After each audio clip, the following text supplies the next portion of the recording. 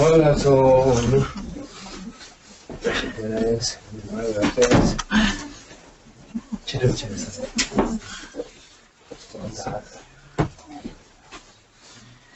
Tashida, welcome to everyone. Seems I'm a little bit late, sorry about that.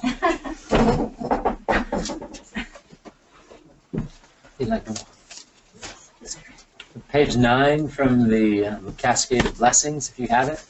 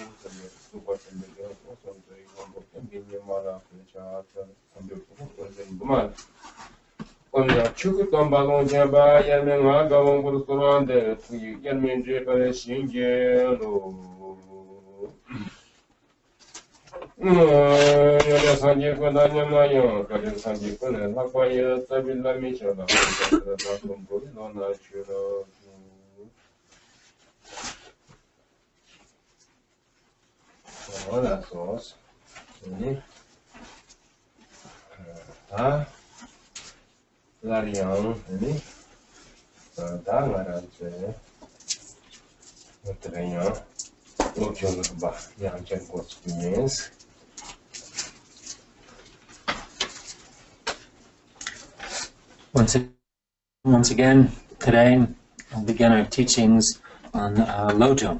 We'll be receiving teachings on the practice of Lojong, mind training.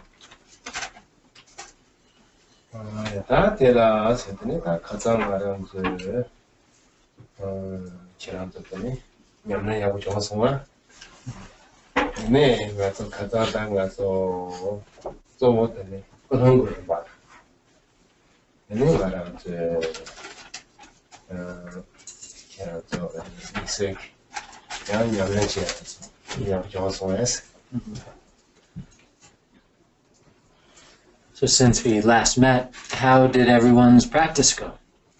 How did your spiritual training progress? So our teachings last week focused primarily on the stages of giving rise to the proper motivation. We discussed extensively the intention and motivation. So did you all practice this well? Were there any particular things that came up? How'd your practice go?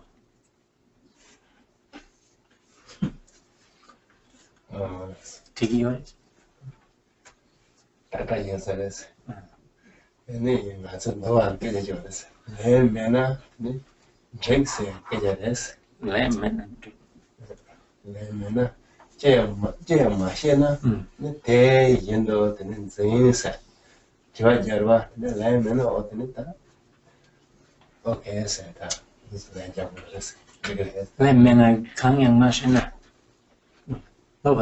Yeah. So Rinpoche is asking question. If we don't respond, it means yes. No. That's what I thought he said. Vinaya, yeah. In Vinaya, it's yeah. If the master asks a question and the student doesn't respond, it means yes. Oh. In Vinaya system.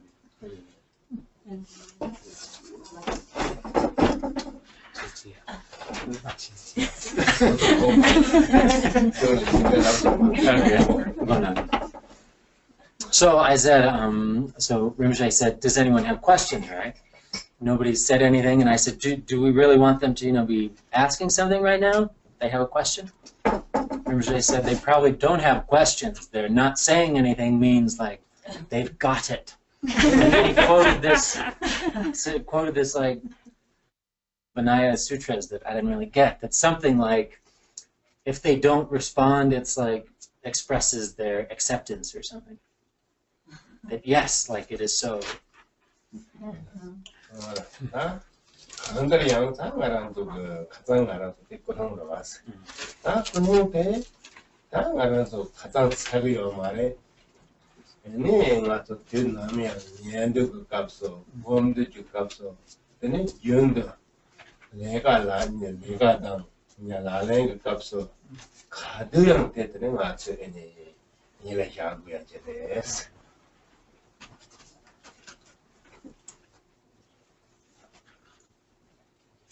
So last week, our teaching focused primarily on motivation.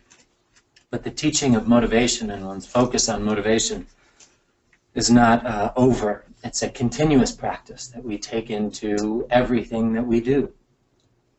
It serves as the very foundation of our spiritual practice, our meditation session, whatever spiritual practice it is we're doing, and also whatever work and activity we are engaging in needs to be engaged in with the foundation of the proper motivation and intention.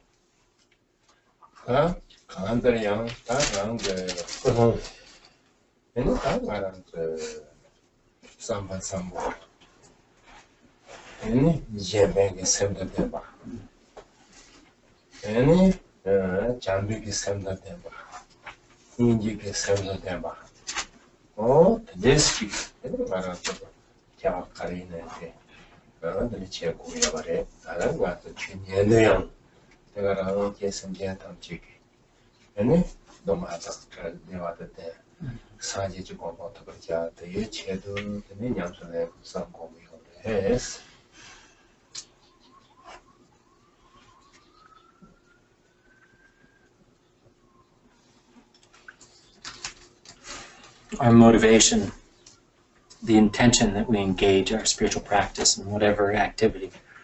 The proper intention meaning engaging activities with a kind heart, with an excellent mindset, a kind heart, being endowed with the mind of altruism, a mind focused on being of benefit to others, a loving mind, a compassionate mind.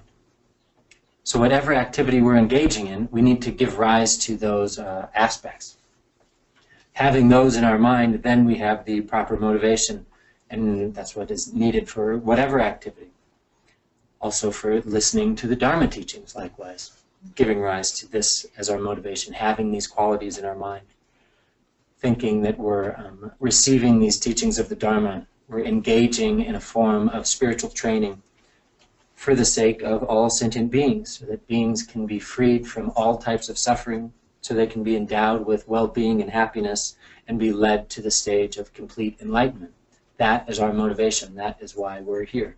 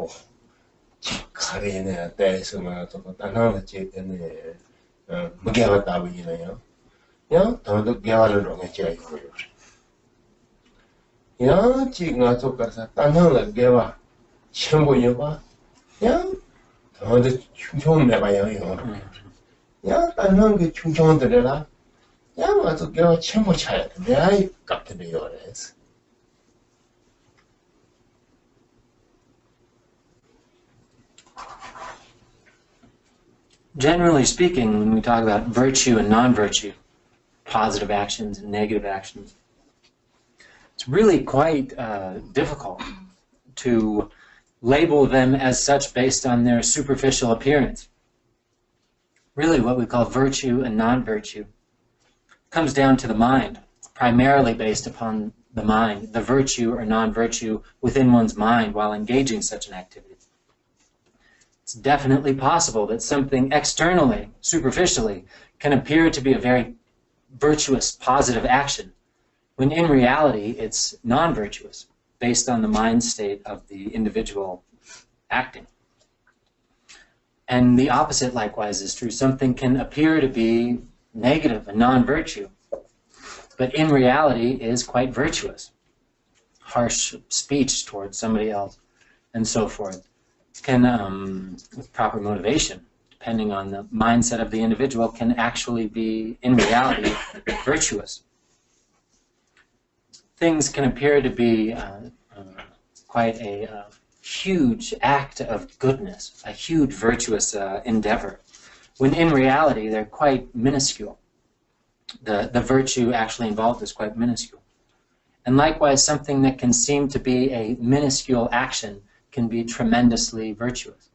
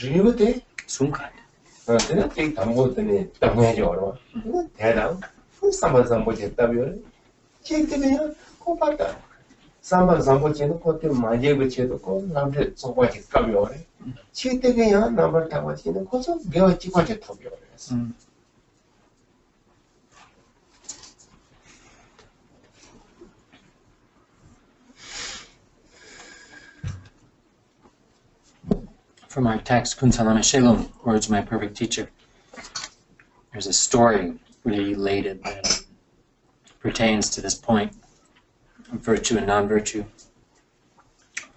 So someone made small stupa or dzata molding of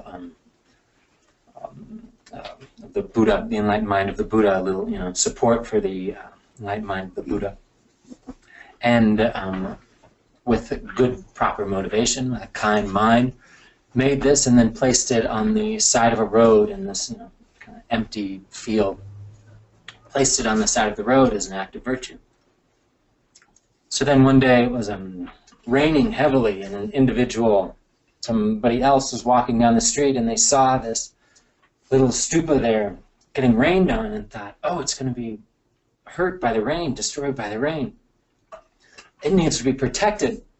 So they looked around, and it's empty field. There's nothing there. So they think, how can I protect this small stupa? So they see an old discarded shoe in the field. So they think, oh, that's perfect. And they go grab the old dirty shoe, and they put it over the top of the stupa. Now, just side note, putting shoes or pointing your shoes to sacred objects in Tibetan culture is a big no-no, right? But this person did it out of the mindset of, protecting this sacred support and had no other means available, so they put this dirty shoe on top of the small stupa. So then the next day, the sun came out, it was beautiful weather, somebody else is walking down the street enjoying the sunshine, and they see this, and they're appalled. How dare someone put a dirty old stinky shoe on the stupa? Who could do such a thing? What tremendous negativity they've amassed by doing something so horrible. They take the shoe off and throw it far away. Clean off the stupa and then go about their business. So in this story, all three, and in particular these two individuals, they really had amassed the same amount of virtue. It was an equivalent act of virtue for both of those individuals, based entirely upon their motivation, nothing to do with the superficiality of the action.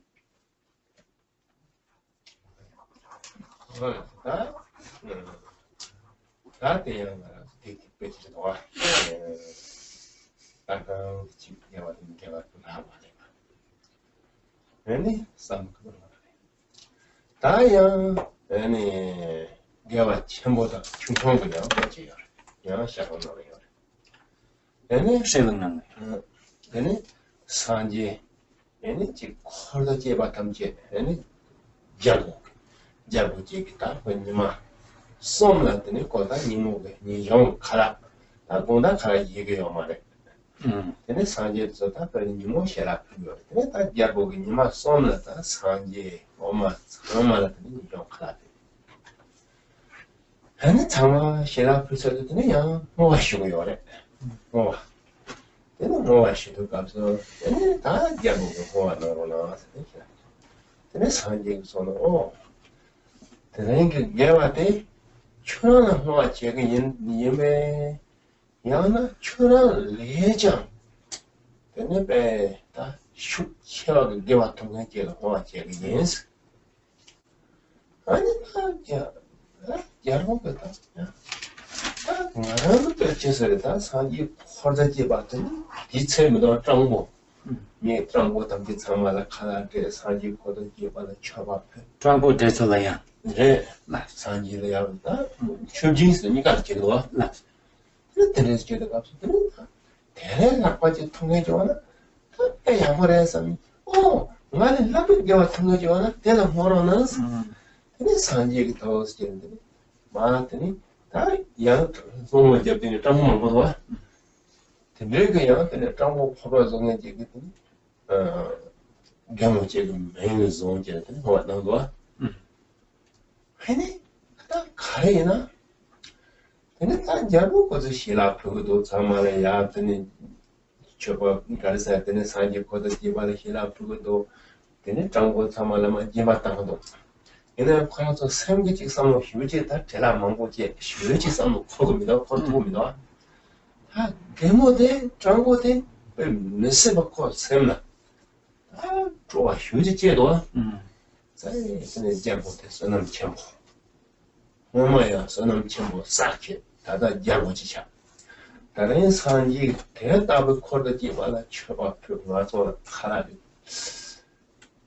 뭐라는 거 메세 받는 데라 Jesus Yarachan. And then they gave out Tamjam Tachi, Karasabe, and Nomyama, Sinja Tamjana Tom, Nomba Koran, Telesapachi, Jonas and Vitas, Monaga Sinjed, Jacho, huge Jondoa. Chazana, Double Chief gave out the Montodoa. Oh, does it that? Give us Jerusalem. Because I don't know the Montodoa. Get on that day on some which you could charge it on.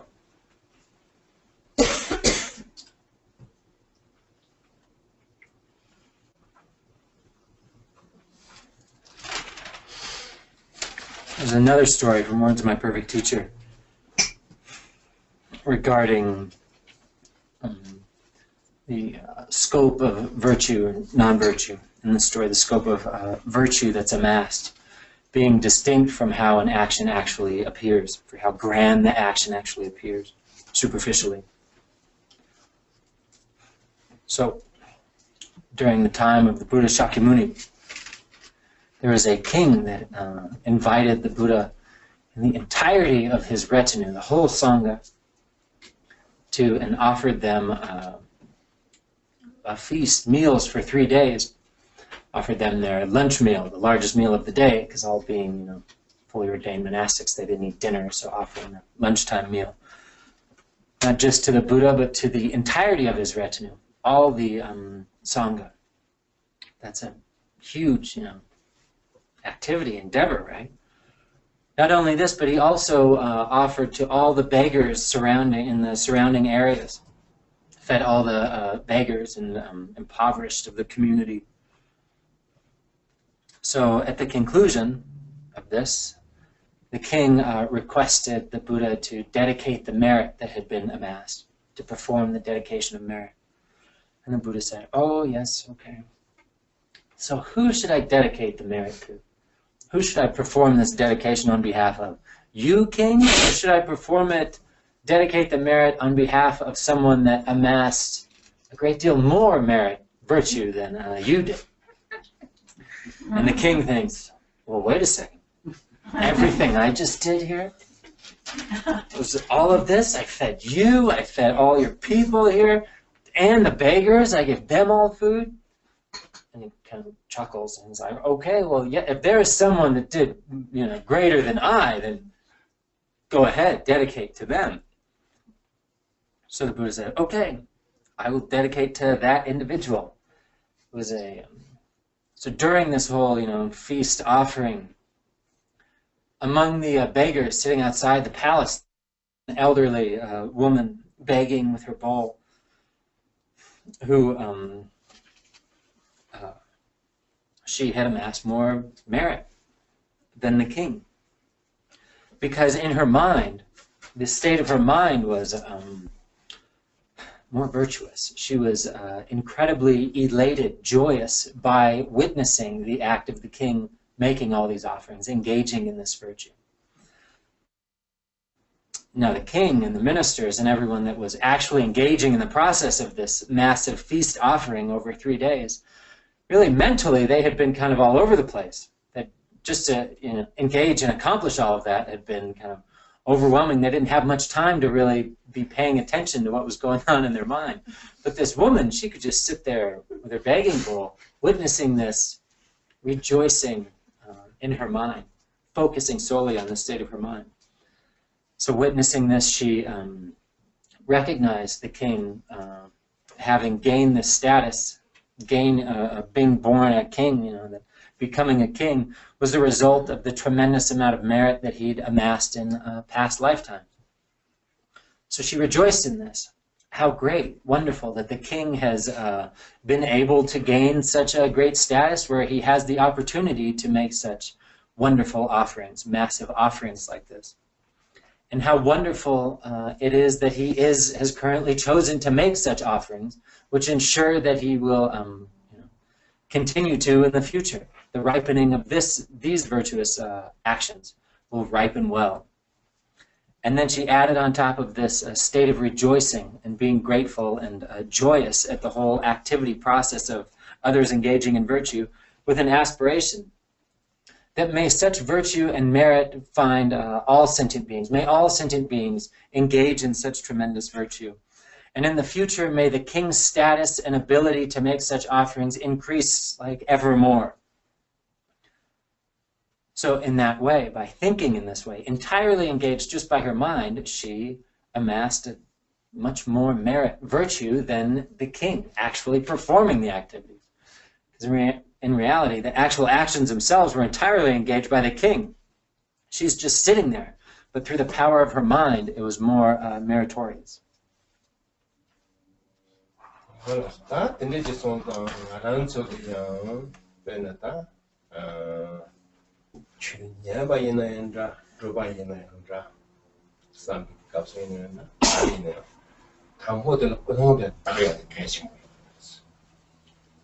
내가 끊는데 즉 랜섬 가서 끊는데 약을 가진 레빈 약을 도는데 없어라. 내가 끊는데 랜섬다 차도라고. 내가 거니 즉 끊는데 레드도나 왜 취든 취를 droge라 말해. 취대야 되는 대과를 droge라. 그래서 그 미하는 거는 돼버려. 야, 내가 끊는데 Chita, Jikan, Nika, Nyanda, and then Ching around the bed, Jikas, Nika, Pantoya, so Benata, Nyanda, don't say, don't that the sort of native, they should jig and Jikan should jig the vein. Then it should have royal market, you can't about it, you can only have a chance. Daya, take a cononte, and Marang Chiku, Chika, never Toria, Doha, and then don't keep the Matomena.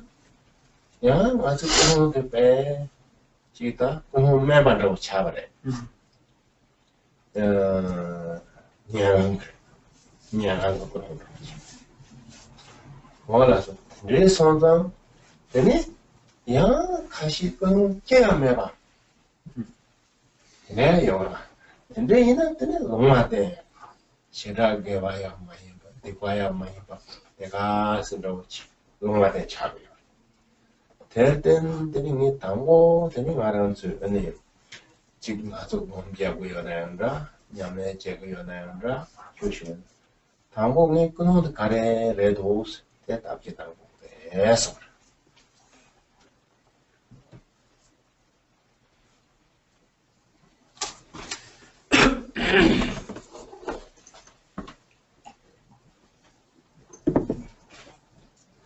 These stories pointing out for us too, when we're listening to Dharma teachings, engaging in spiritual practice, meditating, how important it is to first check our motivation, check our own mindset. How is our mind? What's my motivation, intention? What's my mindset right now? Is it good? Is it mixed with some kind of afflictive emotion? Is there some sense of a competitive mind? Motivation of competitiveness or jealousy, any kind of afflictive emotion. So we need to check, because if our mind is mixed, if our motivation or mindset is mixed in any way with the afflictive emotions, then whatever dharma it is we're practicing will not be dharma. It will be contaminated by the afflictive emotion. In fact, what we think is dharma then will become negativity.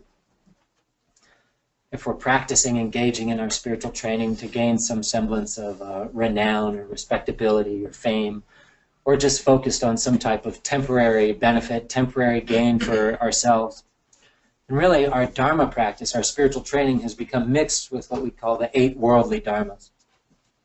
And if our spiritual practice, our dharma and our activities are ever mixed with any of the 8 worldly dharmas, then that dharma is just worldly activity. It is not a spiritual endeavor of the Dharma, the Buddha Dharma. Likewise, checking in with our motivation. Is my motivation, am I really just here for myself, for my own benefit? Am I just doing this to gain some semblance of well-being, happiness, some type of temporary result or ultimate result just for myself? If our motivation is tinged with such aspects as that, then it falls within the category of what we call a lesser motivation. the lesser motivation of the listeners and solitary realizers, the Shravakas and Pratika Buddhas. Or maybe we're engaging in activities, engaging in our meditation or spiritual practice. We don't really have any motivation, particular mindset, intention set up at all whatsoever. We just have this neutral state of mind, a neutral motivation, which doesn't lead to any real significant virtue or non-virtue for that matter. Anyway, point being, whatever we're engaging in, particularly in meditation and some kind of spiritual practice, some aspect of spiritual training, such as listening to, receiving teachings, it's essential that we initially focus on and investigate, analyze our mindset, our motivation and intention for engaging in that.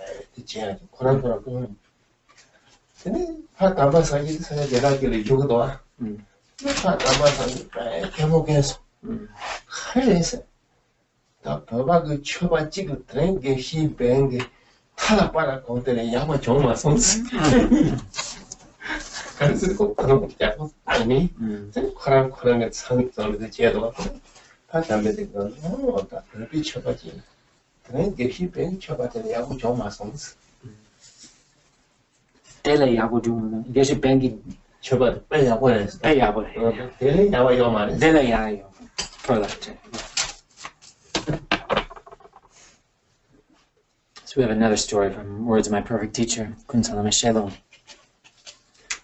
So long ago there was a great practitioner, Geshe Ben. Many stories of his. So one of them, Geshe Ben, he primarily stayed in mountain solitude and retreat all the time,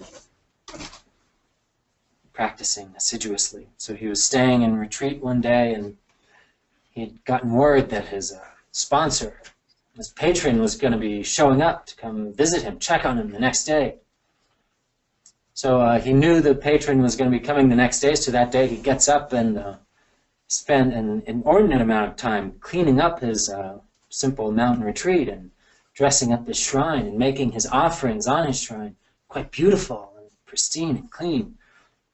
And probably took quite a bit of time doing that day. And then after all that, once he was done, then he sits down, starts practice, and as always sits down and checks in with his motivation, examines his motivation, and notices it was quite different that day. He noticed that his mindset was really solely focused on how others would perceive him, on being seen well. That had somehow come into his mind. His elaborate, beautiful offerings really had nothing to do with making, there was no intention to make offerings to the three jewels that day. It was just about looking good. So he noticed this, and he yells out, "Geshe, don't be such a hypocrite."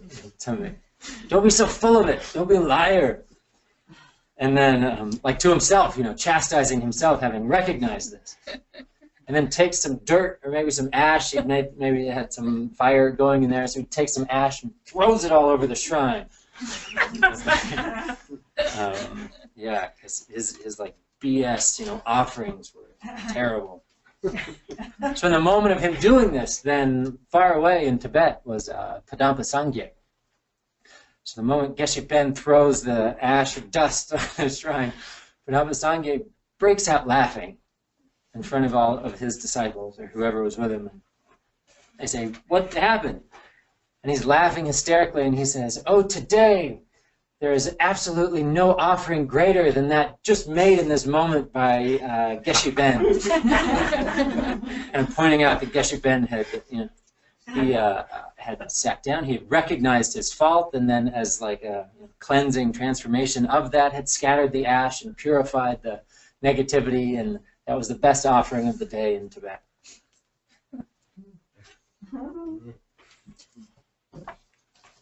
Yes.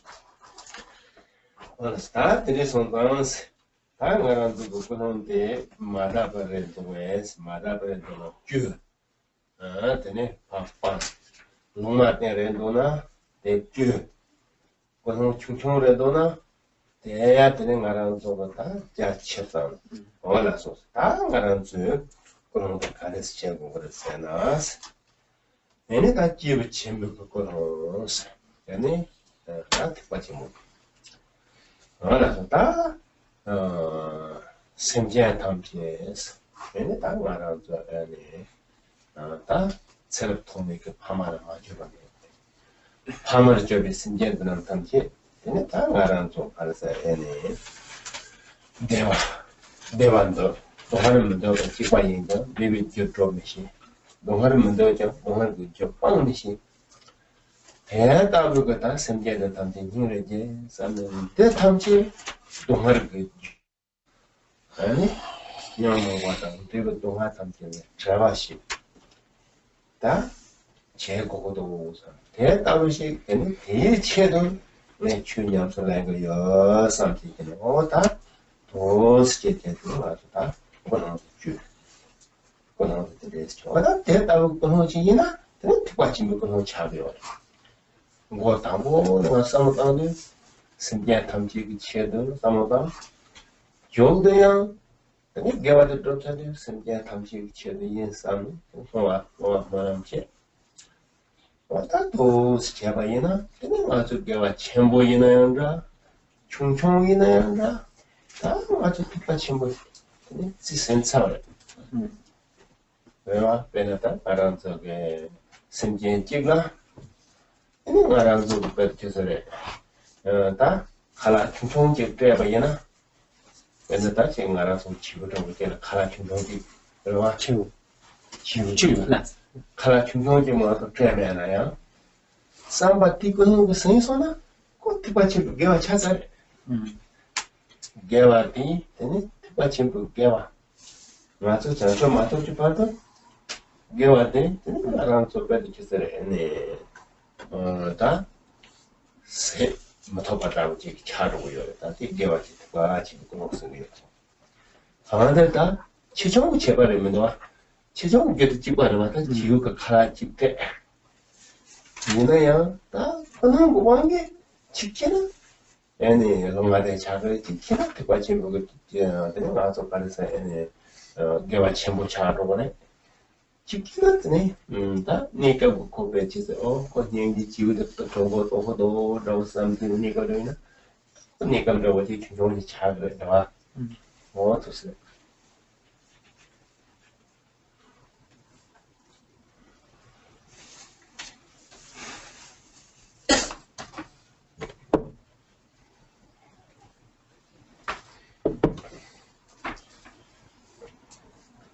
So it's very important to check in with our motivation. What is our motivation intention? Is it impure? Is there any impure aspect to our motivation? If there is, then we need to correct it.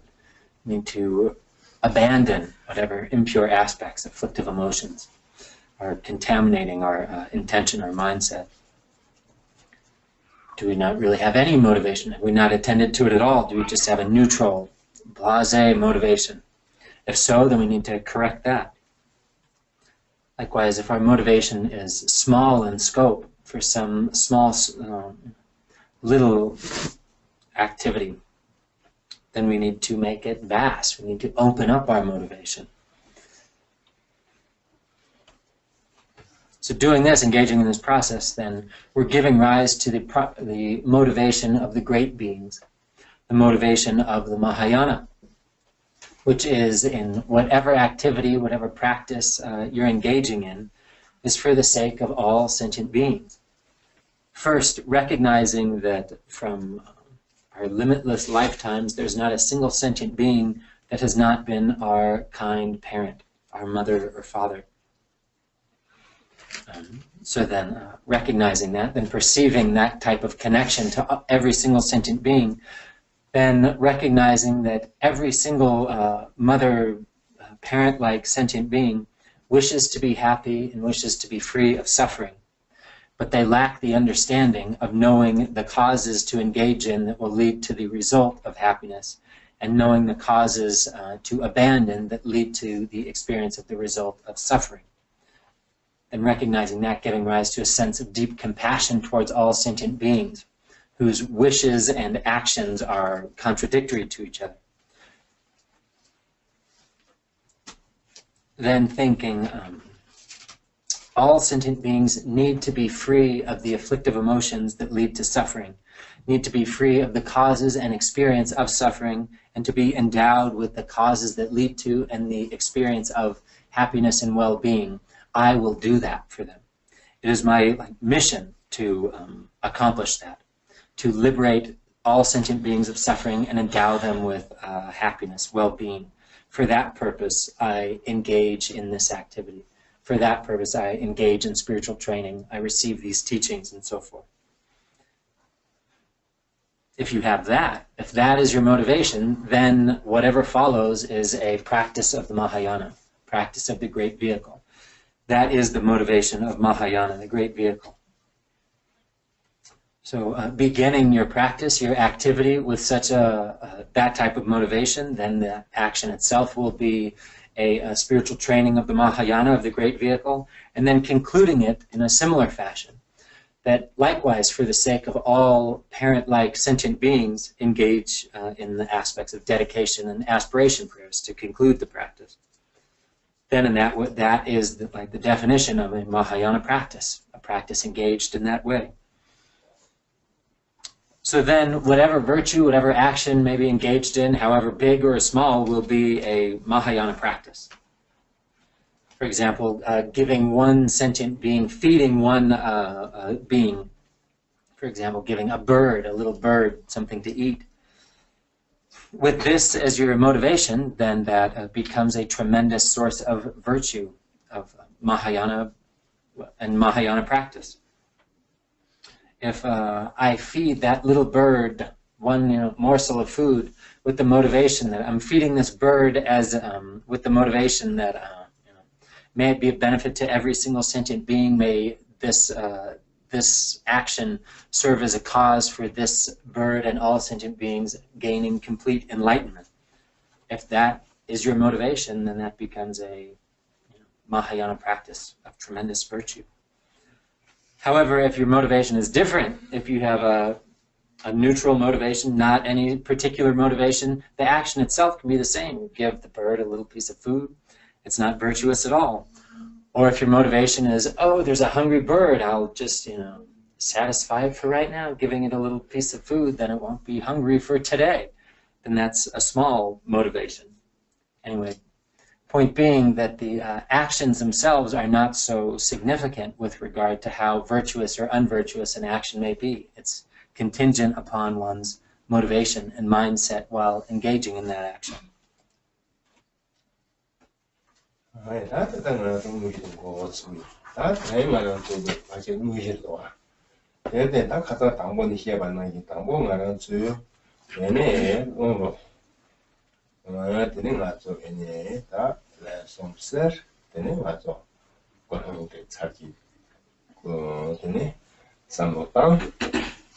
Then I to move you to go to yes. So now we'll begin the main part of our practice, the main topic for our teaching today. So as we did before, we'll first engage in the preliminary aspects of expelling the stale winds, followed by briefly focusing on giving rise to focusing on our motivation and intention. So we'll expel the stale winds 3 times and then focus on our motivation.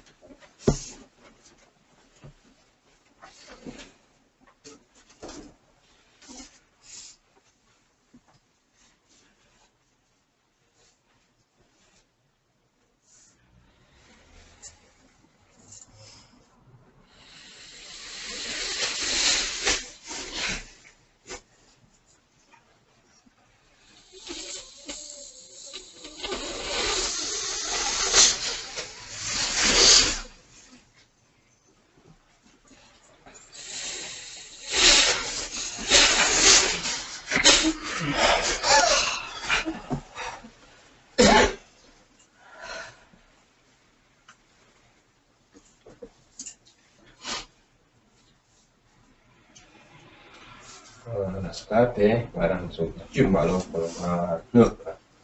또 실제 반다고 해서. So this is like cleaning a vessel before water is poured into it, cleaning a cup before you pour water into it.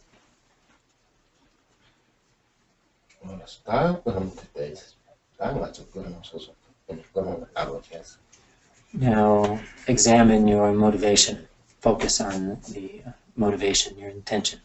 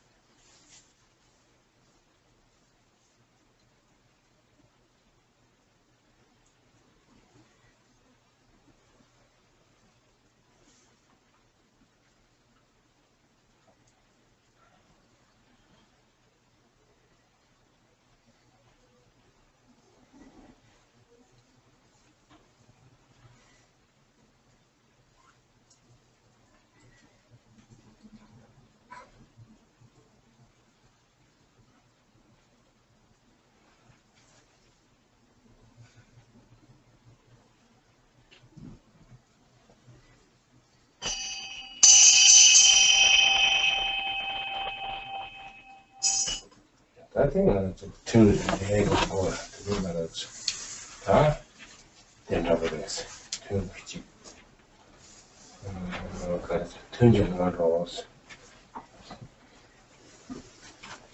Every session should begin this way. This is what we call the session preliminaries, and all of our sessions, meditation practice sessions, should begin with this. 이니 되는 거는 좀 다. 정신이 센터가 나는 그 컨셉. 그런 삼바 정신이 센터다. 검사만 찾아.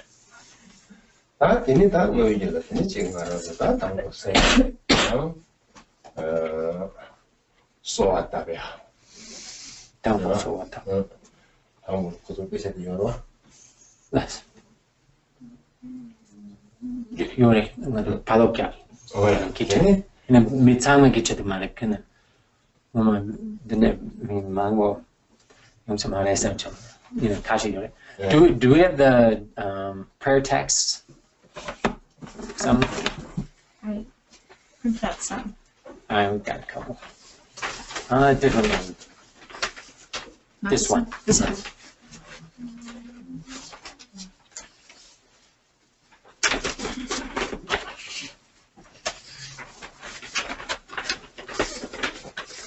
Anyway, so we ran out, so we printed some more. We didn't know so many lovely people would be coming today. So you'll have to share.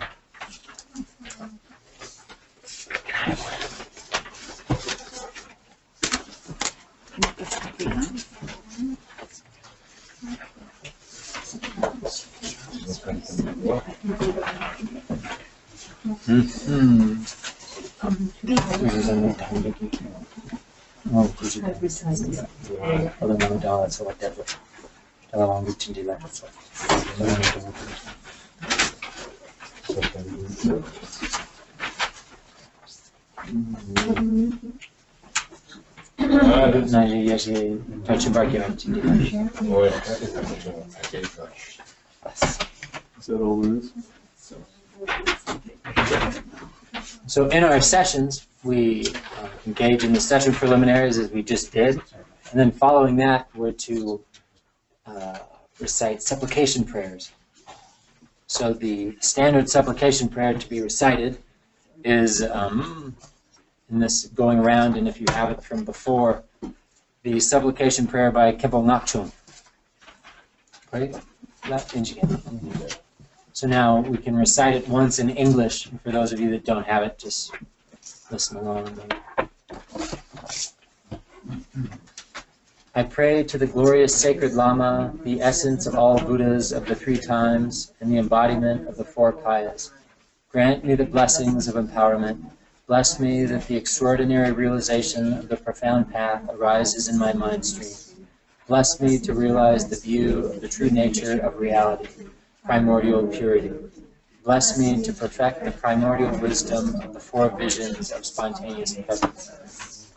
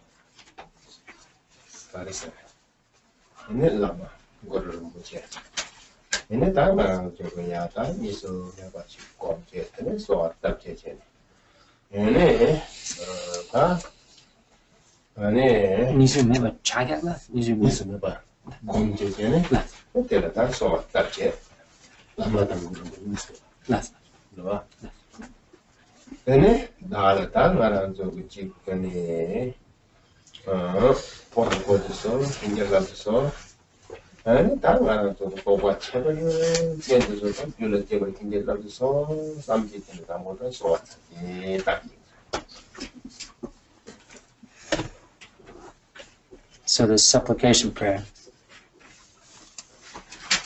when we're reciting it, you're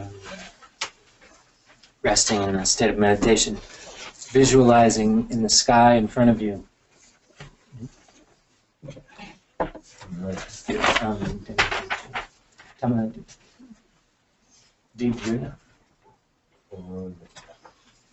Dojo Nyingma Lemma Yundan Jinjilabu Soul David Sala. Naji Yaji Chemchok Sala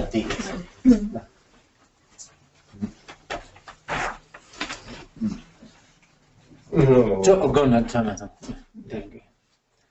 So you're visualizing the space in front of you, your own root guru, being inseparable from Guru Padmasambhava, from recognizing your own root guru as inseparable, non-dual from Guru Rinpoche. And as you're supplicating, in your mind, you're primary, what you're asking for, what you're supplicating for. Bestow empowerment upon me. Bestow your enlightened blessings. Bestow your enlightened blessings that extraordinary spiritual realization arises within me. So thinking in that way, then we recite the supplication once. And there's so the supplication we recited is the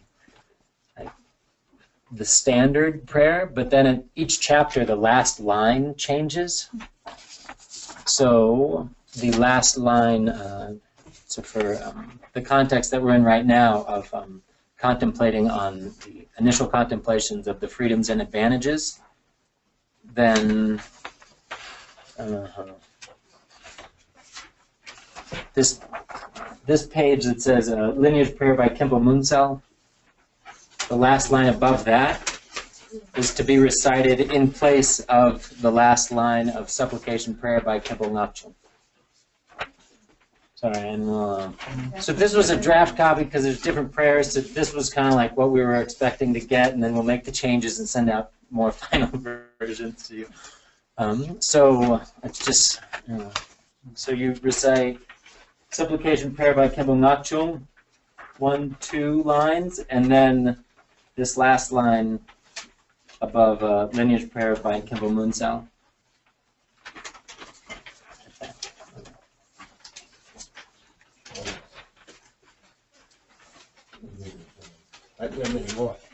So now we'll recite together in Tibetan, visualizing in this way.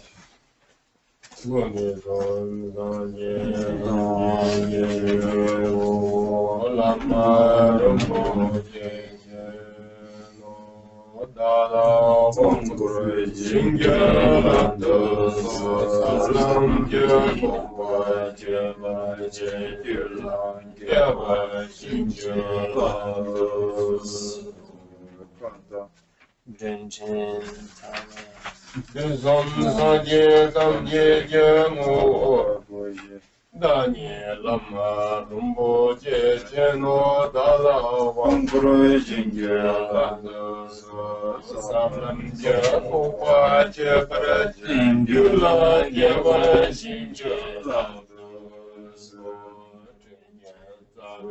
Lama Jaya Tamjurala Nyingma Yonde De Taka Jula Jeva Jingya.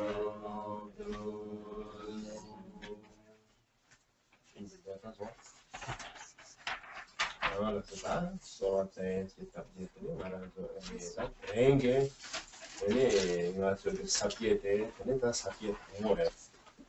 E tiene da io adesso cambia tanto ne capite io adesso cambia più la che lo so sempre che stiamo so a te so da succede.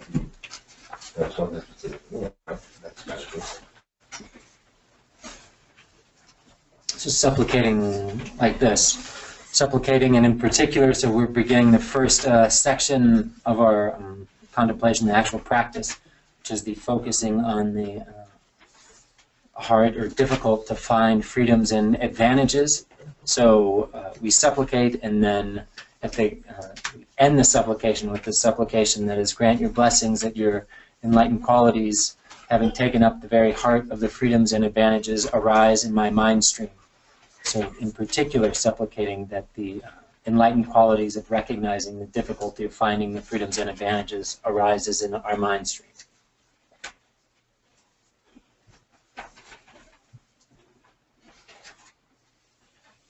So now praying in this way in our mind.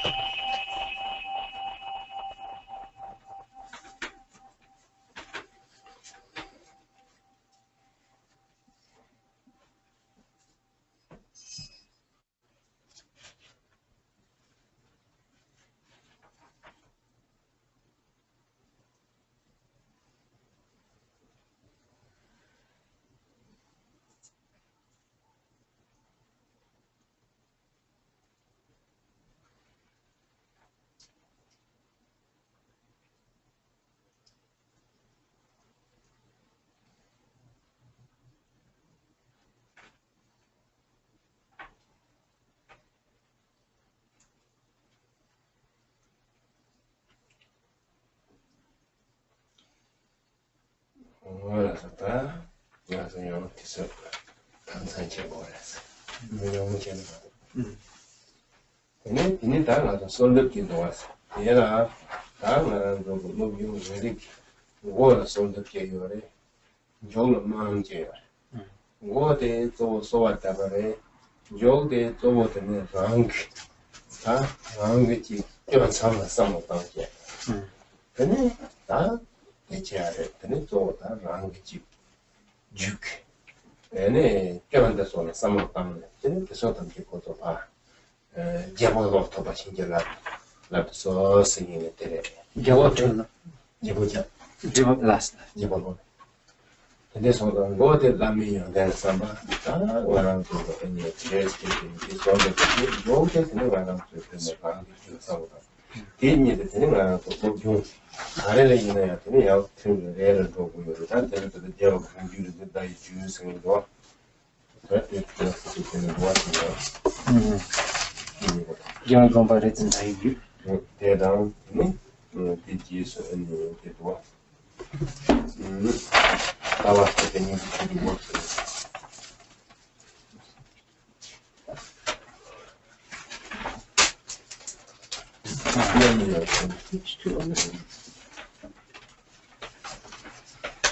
Dawa Tokyang 이거 저기 뭐 누나. 내가 공부했어. 손다. 내양통. 네, 한번 손다. 오늘 가면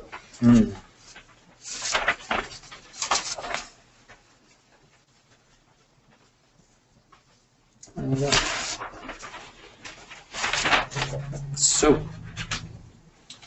we every Lojong session, whichever part of the mind training practices you're engaging in, contemplating on, your session itself should begin with a supplication prayer and conclude with an aspiration prayer.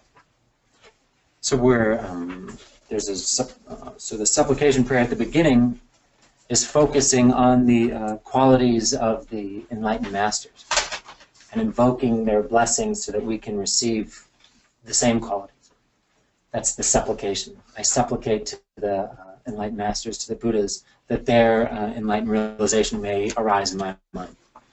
Then in concluding our Lojong practice, we recite an aspiration prayer. Aspiration prayer, which is focusing on what's within our own mind stream, namely the faults found within our own mind stream. So we're making an aspiration that those faults can be exchanged for qualities, can be abandoned, be rid of.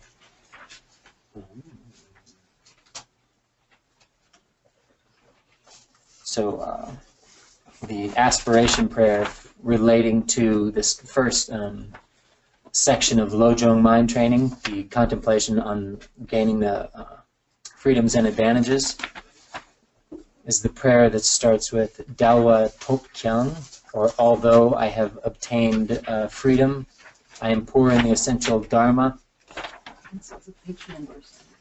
Yeah, there aren't page numbers on this. Which is above the Tulku Rinpoche's supplication prayer from the beginning of Words My Perfect Teacher, starting with Dawa Top Kyang. Yeah. We'll do our best to get it together and email everybody with the clear instructions. with clear instructions and this exact prayer. Are these the same prayers that begin and end each chapter and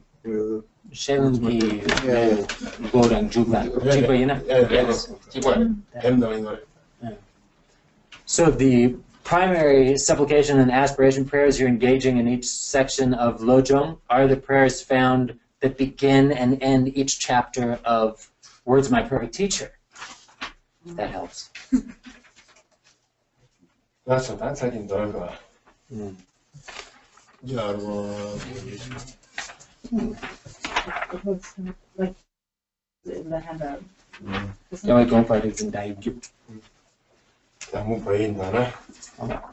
So now we'll begin with the longer supplication and homage prayer from the first chapter of Words My Perfect Teacher, which begins with Gyalwe Gongpa, and we're going to recite them together first in Tibetan. Charwa Gunju Ewa Gompa Rinzen Paye Kansa Mele Gaba Rakira Ambe Jisen Senye Tarjin Yuzon Lama Namba Chatral Narwa Kopyan Nyingma Jujo Eden Chöpa Chujan Chime Chöpe Tata Tata Mumbe Semchen Dajo Nyingma Lamba Shinjelo. Did we all find those? It's on page 2 and 3. Yeah. So the first two lines from page 2, and then No, not the first two lines, the last two. I have they're different. Maybe it's a good room. The last two. I'll read them in English. Yeah. Conquerors of the mind lineage, Vidyadharas of the symbol lineage, most fortunate of ordinary beings, who, guided by the enlightened ones, have attained the twofold goal. Teachers of the three lineages, I prostrate myself before you. Then Aspiration Prayer. Although I have obtained freedom, I am poor in the essential Dharma. Although I have entered the door of the Dharma, I am distracted by non-dharmic activities. May I and sentient beings like me who are deluded be blessed to acquire the essence of the freedoms and advantages.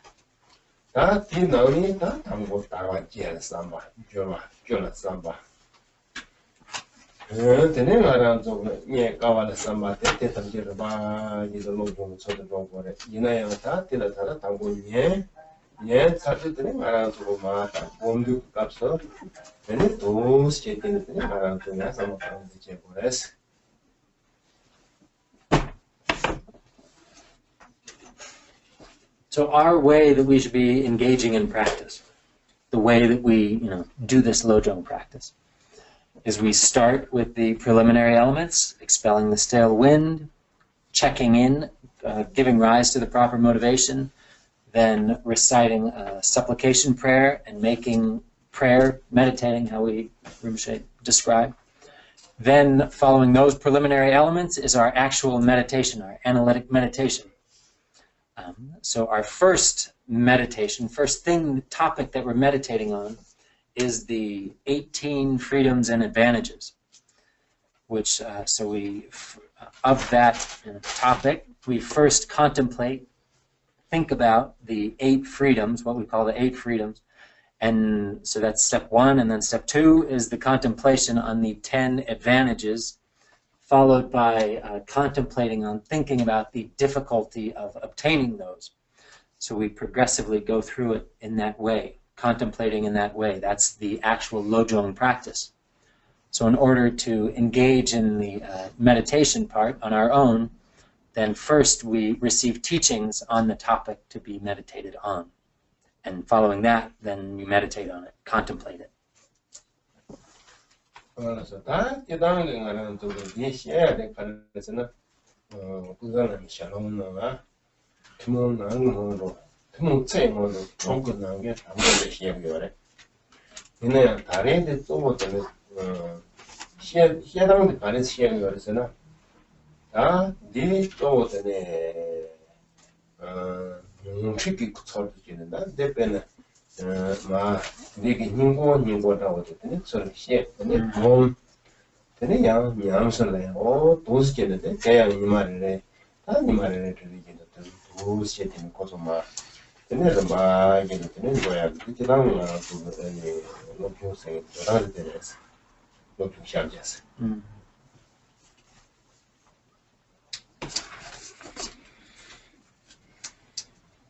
Generally speaking, this as described comes from the text Words of My Perfect Teacher, Kunsala Mishelo, and it's found within the section on the general or common outer preliminaries. So from within the common outer preliminary practices of Chi Ngondro, we have 6 sections or 6 parts of the common outer preliminaries, and this is the first of those. So that's where you can find like the more extensive explanation. That's where it fits within the whole picture. But for today and for our purposes, we're really, the way we engage it in practice and meditation, take it as a spiritual practice, comes from the tradition of Nyingma, or experiential guidance, the stages of experiential guidance, Nyingma, where which really focuses on the essence, the very essential points of the larger topics. And then you receive teachings on those essential, the quintessence of the meaning, and then take those into your own experience, make those your practice, and progress in this way. And in this particular tradition of the 100-day cycle of Lojong, then that's how you go through it. There's the topic from the broader text, you receive the key points on it, and then you take those key points into practice through meditation progressively, day by day.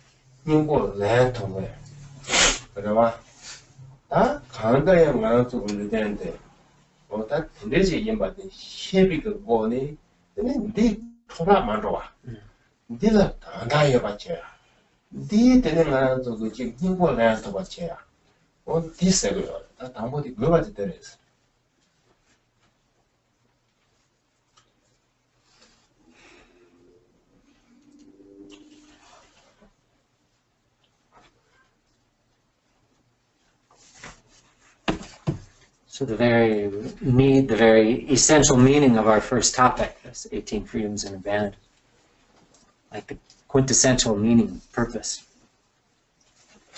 really is to turn our minds towards the Dharma in order to enter into the Dharma, enter into the teaching.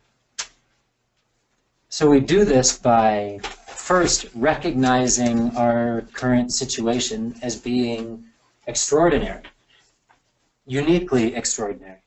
Our support, our situation right now, namely meaning the human condition, is better than the rest, is sacred, affords us the potential to literally take up the very essence, to accomplish the essential meaning, to be of actual true purpose, meaning.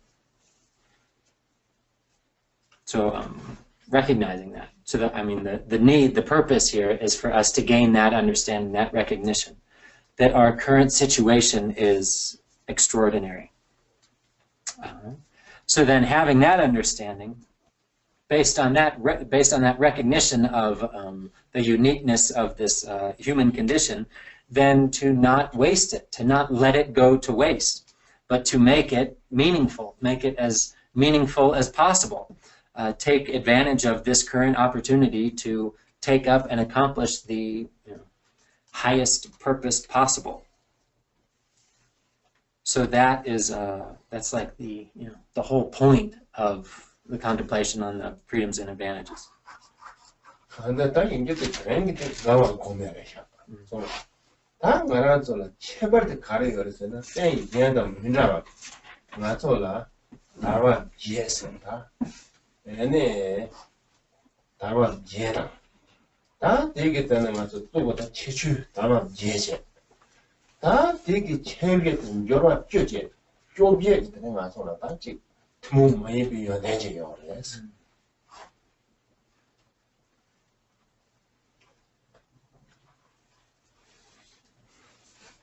So really the focus of today is we're meditating on joy, we're cultivating joy, happiness.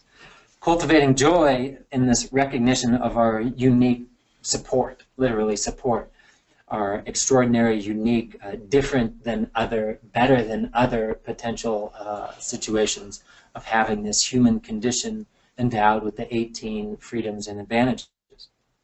So we do this by first focusing primarily on what we call the 8 freedoms. And then subsequent to that, or subsidiary to that, is focusing on the 10 advantages.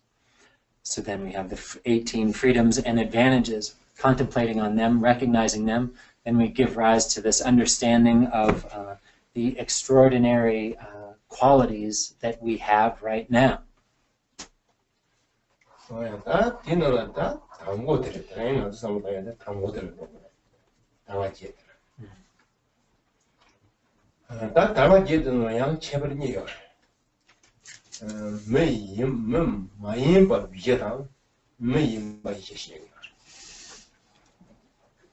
So our focus for today will be on the 8 freedoms. So we have 2 divisions of the 8 freedoms. 4 that relate to non-human states and 4 that relate to human states.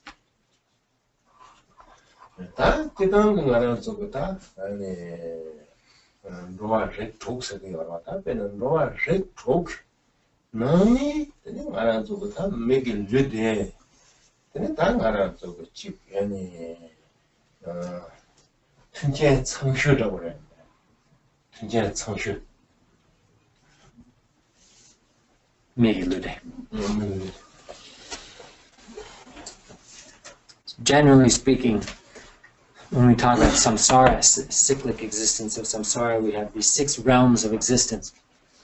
So within the 6 realms of existence, the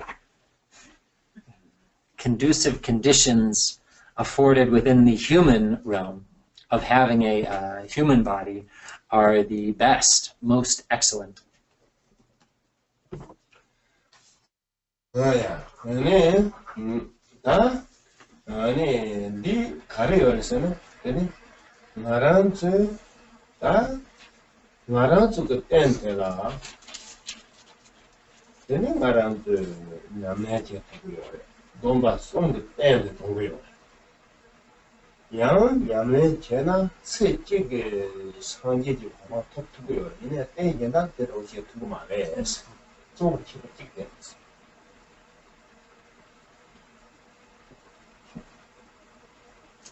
So our situation right now, our human support right now, we have the opportunity to engage in spiritual training, engage in spiritual transformation. We are a suitable support for the 3 levels of vows. Also, if spiritual training is engaged in, and accomplished, there is the opportunity to attain complete enlightenment, the stage of Buddhahood, in just one single lifetime. This is one particular unique and extraordinary quality of this situation.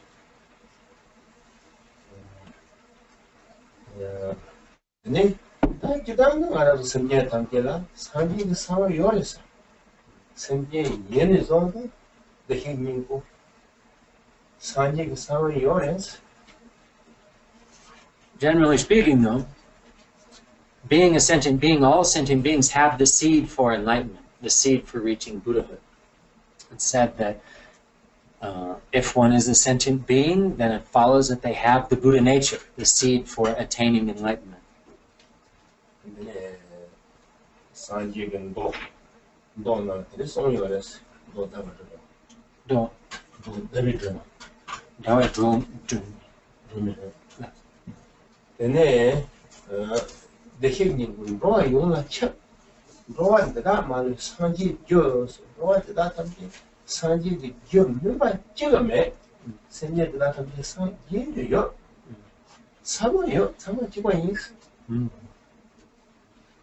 So in one sutra, the Sutra of the Lamp of the Moon, sure, the Moon Lamp Sutra, it says, all wandering beings have the seed for Buddhahood. The primary cause of attaining complete enlightenment is possessed by all sentient beings.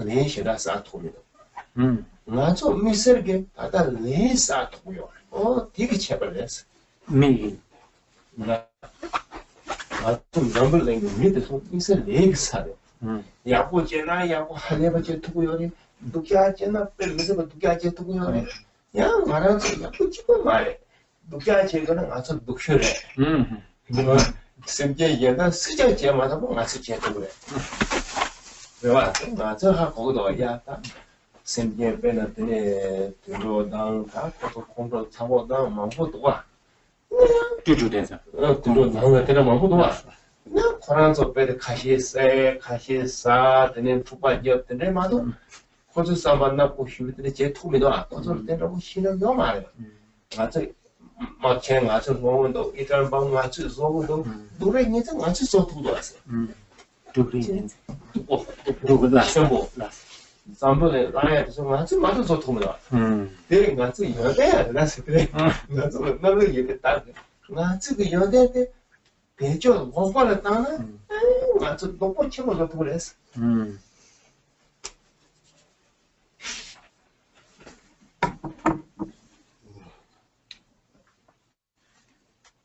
So it continues on saying, they all possess the fundamental cause, the primary cause to attain enlightenment. The unique feature for humans is the capacity to engage in, literally, activity, karmas. The human condition has the greatest potential to do things, to engage in actions, activities, to amass karma, to engage in powerful actions. That being said, humans can do very, very virtuous, positive things. Likewise, they have the unique capacity to engage in horrendous evils, negativity. So if we just think about this, we can understand it quite easily. So we think about animals in the animal realm. So there are some animals that may be quite, irritable, quick to anger. So if you make such an animal really angry, then what's the worst it can do? It could kill one or two other beings. It could, pick a fight with other beings, hurt a couple other, animals or something, maybe a person or two. Nothing huge, right? You take a human being, what can we do? Based on our anger, hostility, evil mindsets. Look at what we do waging war. We've developed nuclear weapons. We've used nuclear weapons. We have the potential through negativity to destroy the entire planet. What animal could do that? So really, Rinpoche was laughing. He's like, really, it's our quality that capacity to do that, this unique quality of being a human, that we can do tremendously huge things, accomplish huge things. And when we do it in misguided or perverse ways, then we can accomplish tremendous negativity. But likewise, we have the capacity to do great good.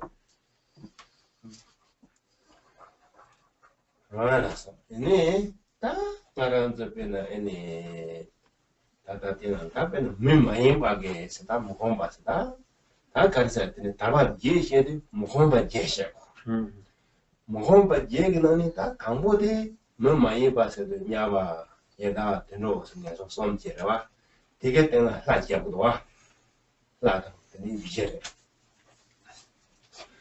hoya ta kozo parchiwa legsa marwa ta tingeso zo ribe sale la tene kozo lesene shus sa tumido mancha la teso ina dewa nyongje tene apa kozo pere ini cipodo tang dene tene sentien nyawa de soina tene tang aso karasana cik soso kale nang de cik tene charan de dongan dong nyong de donga tene ida na wo kido go donga che tene tero na wo ina mung ta to wo ki mung da tene de tamche ge dila ta pe na kharan do digi le de so seya de le da wo tene ge le ga che mo che tu mi do kharan kharan so Sayaki.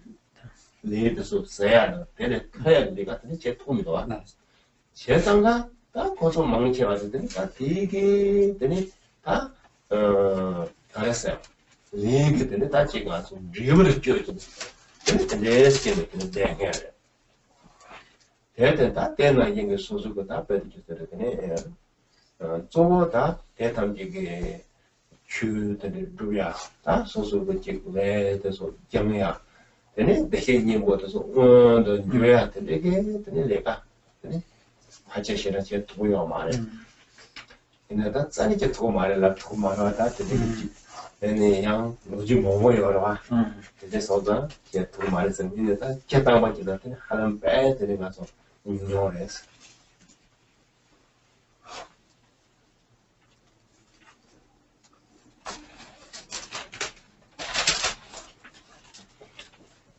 So in order to understand the 8 freedoms, you have to know what the 8 non-free states are. So the 8 non-free states are 4 non-human states and 4 human states. So first, the 4 non-human states that lack freedom, the 4 unfree non-human states, are the 3 lower realms, the realms of hell, hungry ghosts or pretas, and then the animal realm. And then on top of that, we have the divine realm, the realm of the gods. Those 4 states of being are what we call the 4 non-human unfree states. So these 4 states are what we call states of, literally states of the result, or states of experiencing the result. So beings that are abiding in these states are primarily experiencing the result of previously engaged actions, previously engaged karma. So karma actions that have been engaged in previous lifetimes then are ripening into the experience of these states. So in the God realm, the gods are experiencing, happiness, joy, bliss. Not all gods. Huh?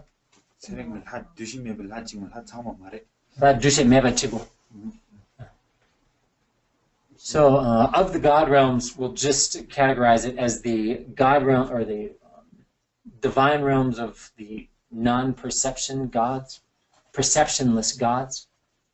Yeah. Perceptionless God, where there's not any coarse experience of perceptions. They're just in this static, extremely long-lasting state of bliss, without anything else arising. So then, likewise, beings in the hell realms are primarily experiencing the sufferings of heat and cold. Beings in the preta realms, the realms of the hungry ghosts, are primarily experiencing the sufferings of hunger and thirst. Animals are experiencing the suffering of dullness, the primary experience of like dullness, having dull faculties, and so forth. So in such states, there's not really much opportunity to engage in anything, to engage in any particular actions, to change one's state. You just remain in those states until the given karma actions that have propelled you into that state naturally become exhausted. Like effortful or intentional ways of changing your state, or engaging in the Dharma, or engaging in different actions to purify one's karma, or to make one's Buddha nature directly manifest, aren't readily available. You're primarily just remaining in a state experiencing the result of previously engaged action until those causes are exhausted. So we can't say, though, that it's absolutely impossible in such states to engage in the Dharma, to transform one's state, to gain liberation. If we look through the annals of the history of Buddha Dharma, there are all sorts of different stories of beings in such states gaining liberation, but it is extremely rare.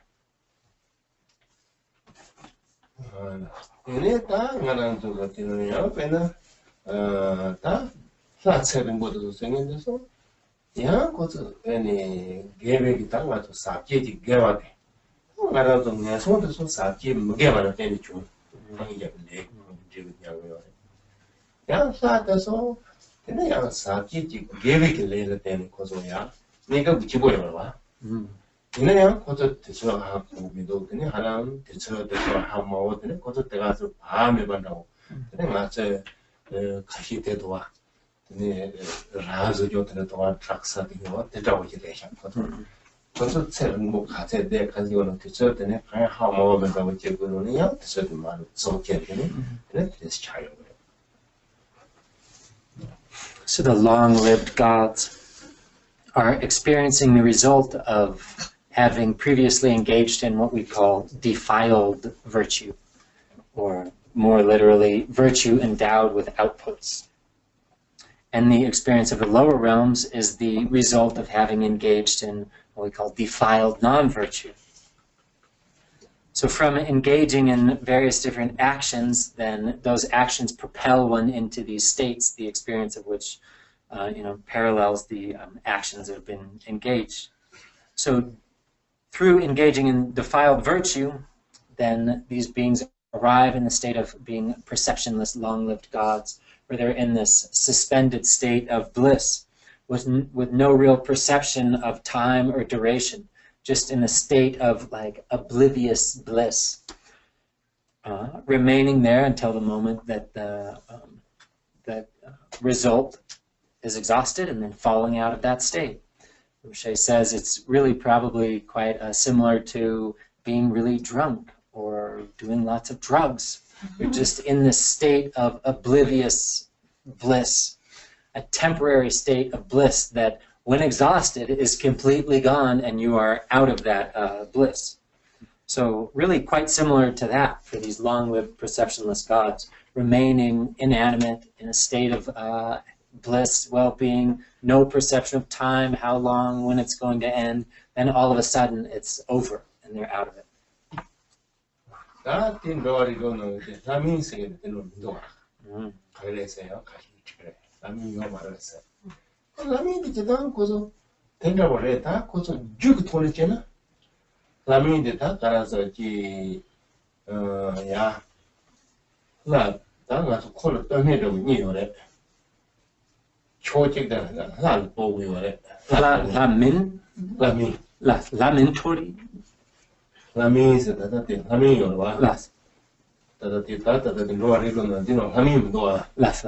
She did ginang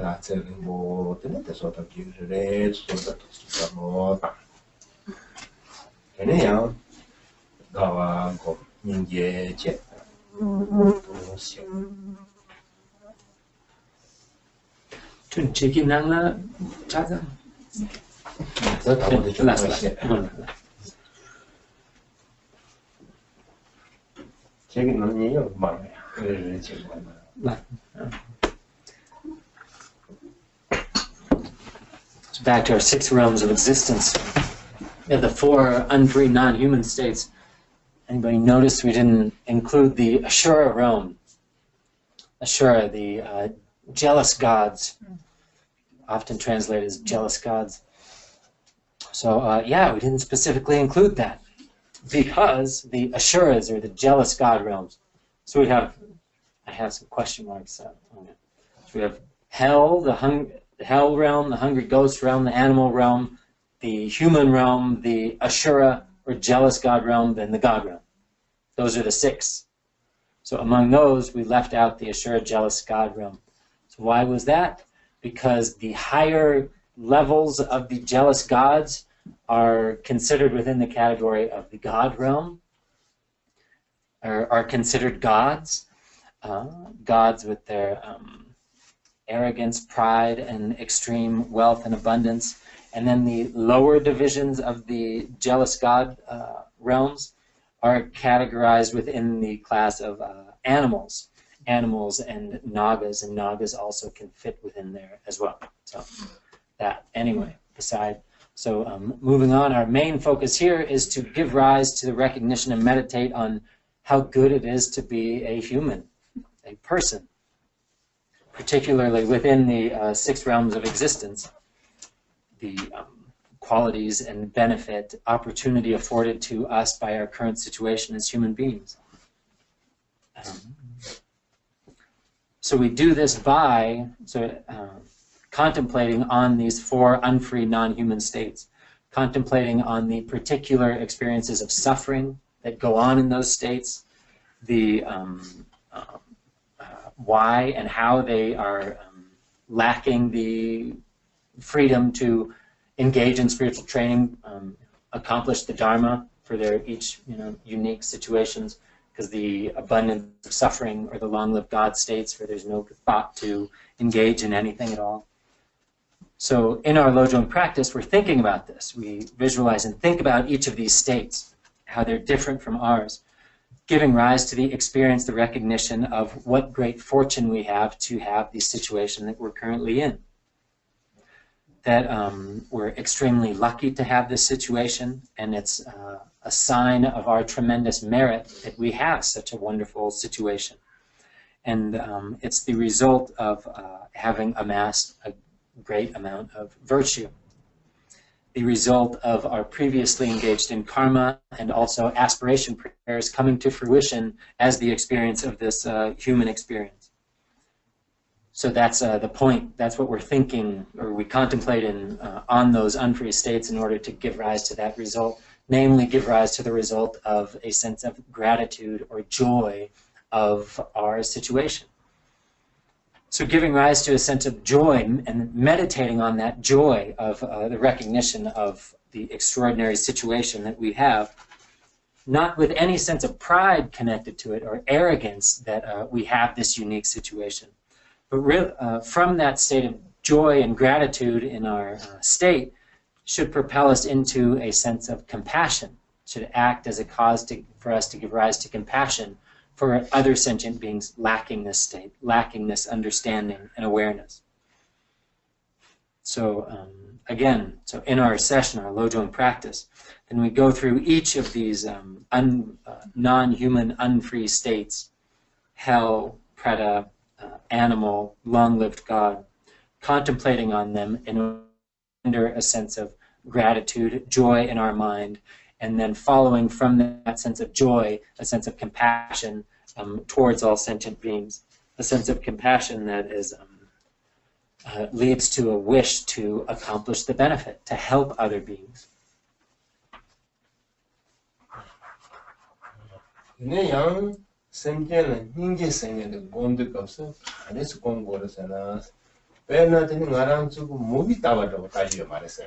Movie. 맞아 몸이는 막 저기다 써야도 또 별로 뭐 돈도 근데 맞아 ninja가 지금 돌아가서 개목게 되고 와 근데 맞아를 뷰르시라 배워토고요 그러나 다 말아서 그 신전다고 됐다 말아서 변냐와이다 가서 통마치 야와 다 들어라 기는 말아서 무슨 뜻이서 통고요 그래서 다 들어고 그래서 그래서 다 말아서 들어 배나 다 들어라고 지고 배나 다 시항은 왜냐다 들어. Shinkan. 시항 때문에 세야 그만. Let's. 왜냐다 들어 세야라 소파다. 들어 꼴표 지금 왜냐 들어라 소파다 지나. 디라 사모도 가스타고 왜냐 디 맞춰이나 말하이나 되게 많이 오르와. 카드 드라마시. 얘네 다 말하는 거 레와는 집사매 그게 채널 담에는 라몬 뻗어요 매매. 근데 제게는 배는 말하는 거 그게 총 되게 세나. 내지 용사래스. 되게 초라하게 걸어왔다. 초라한다고 어디? 근데 말아 Ningpo. Gochena. 다 세고는 그 그래서 거기 세담이라 뭐도 Gochen. 가시는 뭐제도 가시는 명도 너무도 가시 매산을 발로도 왜나 다 대저고 지야 되라 대라베나 다이 나라 된다고 지에서는 가려 요사네 상목이 떠나 되니 나쪽에 되는 랑hin게 semgen데서 그렇지 때문에 너 말이야 되게 나서는 처지요 내가 때니 나서는 인게 되네야 고 되네 인기겠지요 야나 말한 게 남이라고 야나 말한 게 파만이라고 된제지 이나 가려 용사래 에스테로치 어다 드레송을 때다 한번만 줬다 우중 생기나 어때마도 파르지 가서 지금 매기 때문에 저런 게 맞추 줄이시라지 해도 요거야 도스 제방이나 생계에서 가서 인기지 네 인기지요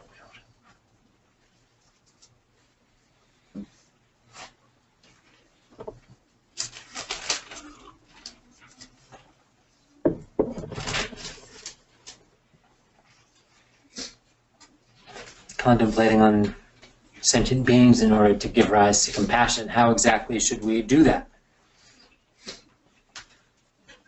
So we're not to do it in some sort of disconnected way, like are watching movies and not feeling any sort of connection to them, not giving rise to compassion. We can watch war movies, people being killed on movies, and it doesn't really affect us. We don't give rise to compassion. It's not real. In fact, sometimes you're laughing at that. So not like that. We're not to be thinking in that way. We have to make it a direct experience. So it may be more difficult to do this contemplating on the hell realms and the hungry ghost realms, the predator realms, because we can't ordinarily directly see those beings in those realms. So we can take the animal realm as our primary focus to give rise to compassion towards other sentient beings, to generate compassion, cultivate compassion. For example, we can think about or see animals that are in a slaughterhouse, that are on the brink of their death. So thinking about those situations that we know are real, really thinking about that, and then considering what if that was me? Giving rise to this strong sense that I'm in the slaughterhouse about to be slaughtered, killed. In that state, the animals have no hope, no freedom. There's nothing, there's no being in their great compassion that's going to come save them. They're next up to be slaughtered by whatever various means we use these days. Putting the animal into a machine and destroying them, killing them, cutting their head off, tearing their heart out, whatever it is, all these different means we have for killing beings in slaughterhouses. So we can take this as a vivid example for ourselves and put ourselves in that situation. Thinking about it, experiencing it in that way. Doing that, then, of course, naturally, this, first off, the recognition of the great suffering that such beings have, that just like the fact of that, the suffering of those beings will be vivid to us. We'll understand that. And then on top of that, this sense of compassion of may they be free from that suffering. So we can put ourselves in that situation, and then likewise we put our family, visualize, focus, or contemplate our families being in such situations. What if my parents were that animal in the slaughterhouse? So meditating in this way, contemplating in this way, then is a very effective means for giving rise to compassion, and is exactly how Khenpo Ngagchung, Khenpo Ngong Pelsong, taught in his guide to Words of My Perfect Teacher on how to give rise to compassion in such ways as this that are more directly applicable, more directly experienced. Because again, going back to if it needs to be some sort of experience that we gain a taste, not some far off thing that we're removed from. If we do that, there isn't really any transformation benefit to our own mind stream.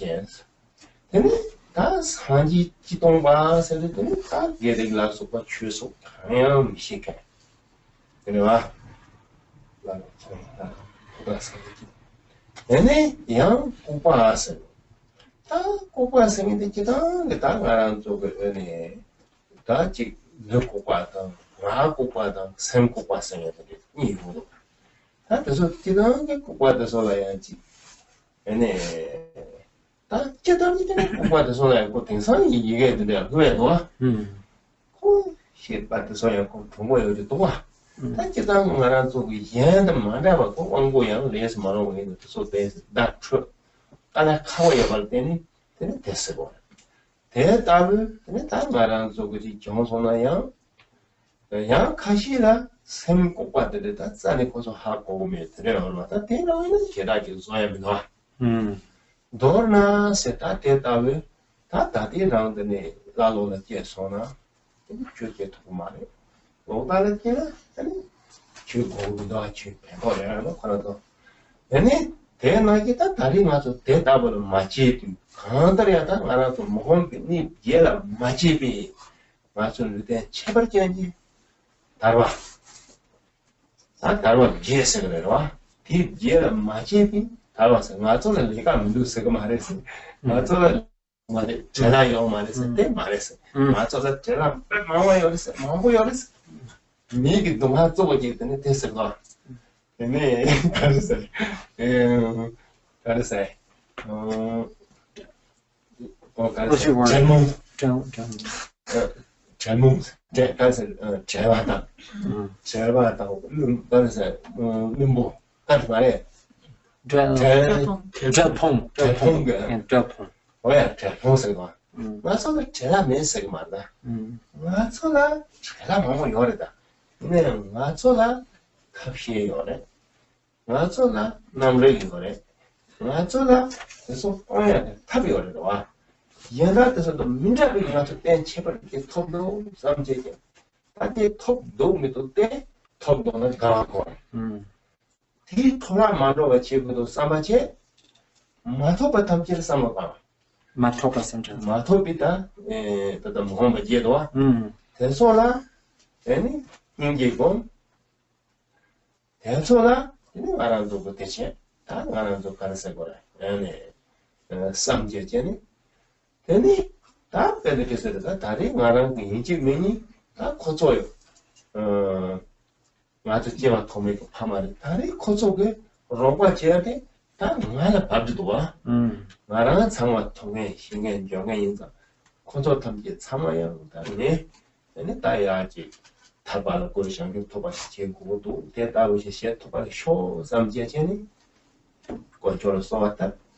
대다우지니 제대인 삼네 담자서 대다우지 제토바 쇼 삼네 모함자 다디 비제스로 또 어종 거랑 띠 참려고 됐다. 챙려고 띠 이해 써왔다. 담자서 모함자 시. 칭이 숨시 망시. So what that damcha? 담자 하는 밑에 살에.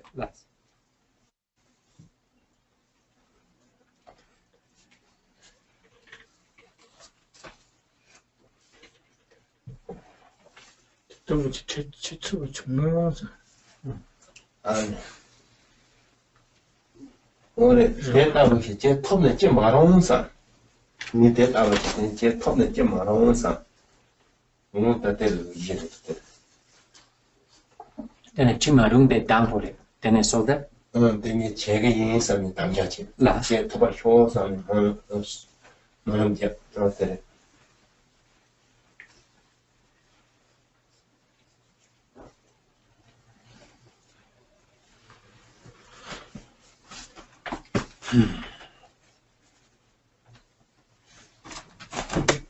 Where were we?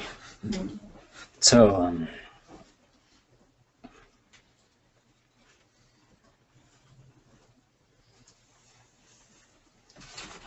so the 8 freedoms are sometimes called the 8 leisures. So that's how to contemplate and meditate on the 8 unfree non-human states. So now we have the 8 unfree human states. So we have been born a human. We're a human being right now. So all human situations, conditions are not the same, are not equal. There are some unfree states and some free states. So within being a human, the 4 unfree states of being a human, first is the unfree state of being a barbarian. So what exactly do we mean by what we're calling barbarian here? Namely, we can call barbarians those that have a misunderstanding of what it means to be virtuous or positive, good actions and negative actions, non-virtue. Beings, for example, that perceive murdering, killing, or making blood sacrifices as being virtuous, a good thing to do, or various different things of perceiving non-virtue, negativity as being positive. So that whole class of beings, human beings, we can call barbarians.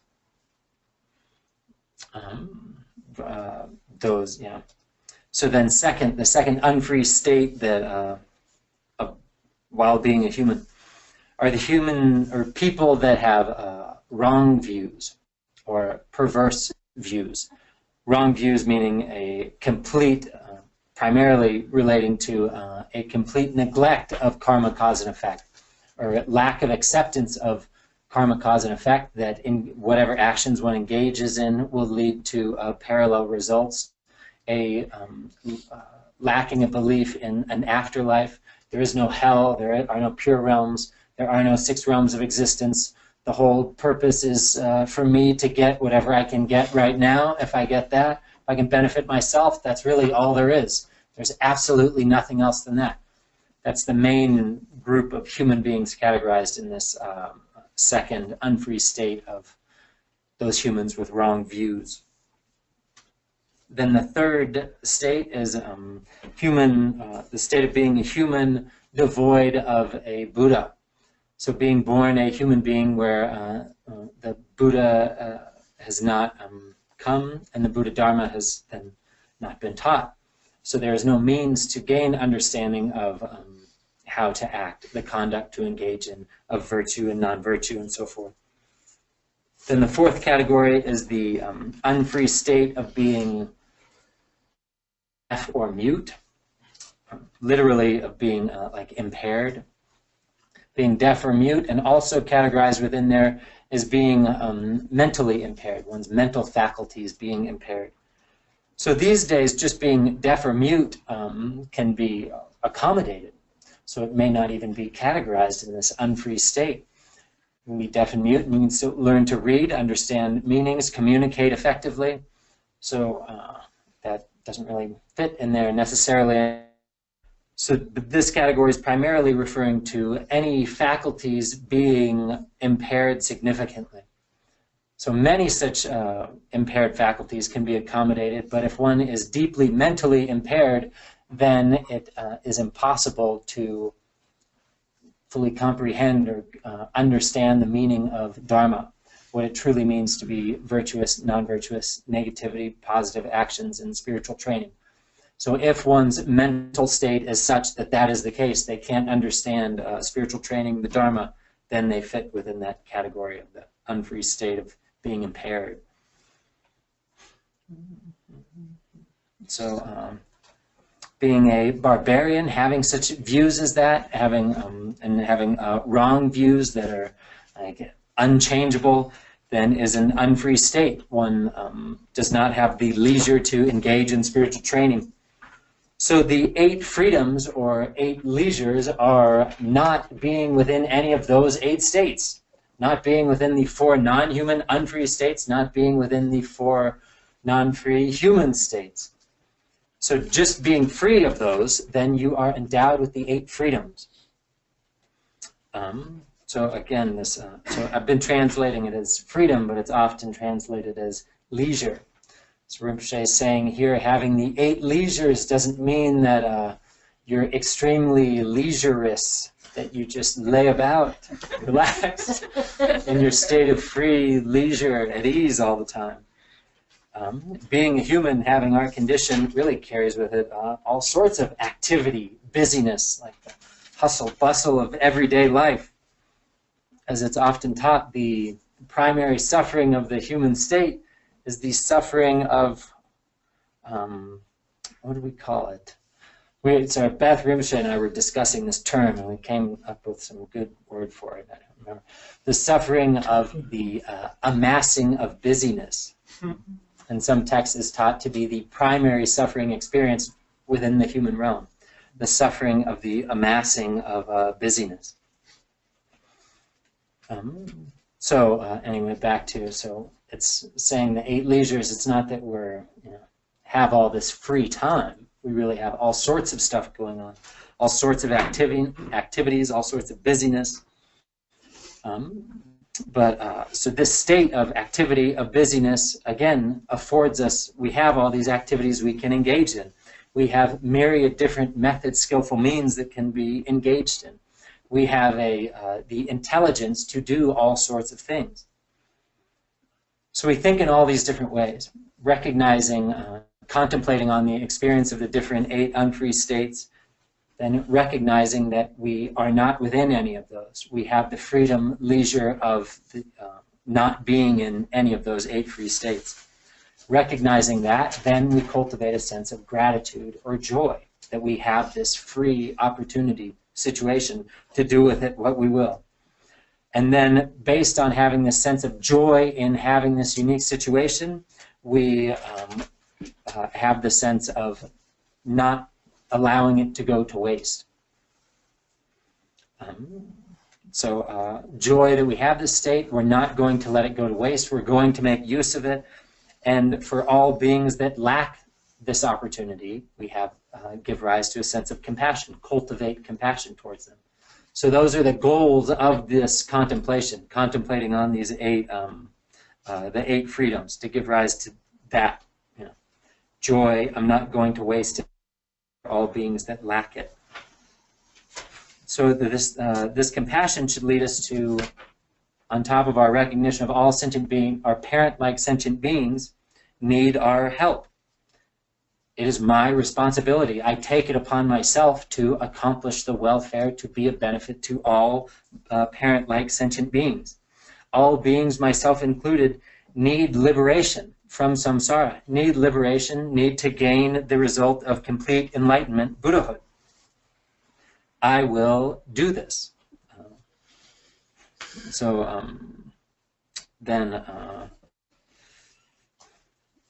our Lojong, whatever Lojong particular topic we're contemplating on, focusing on, should contain these aspects.